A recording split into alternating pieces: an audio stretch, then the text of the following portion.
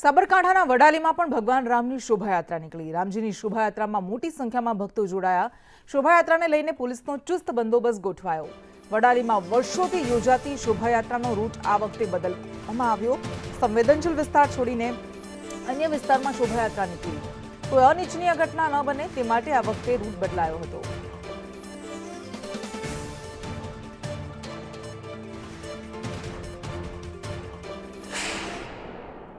हजारों संख्या में मोटी संख्या में उपस्थित रही અને રામનવમી શોભાયાત્રા બધા સમરસતાના ભાવે એકબીજાના સાથ સહકારથી વર્ષોથી પરંપરા મુજબ યાત્રા કાઢીએ છીએ।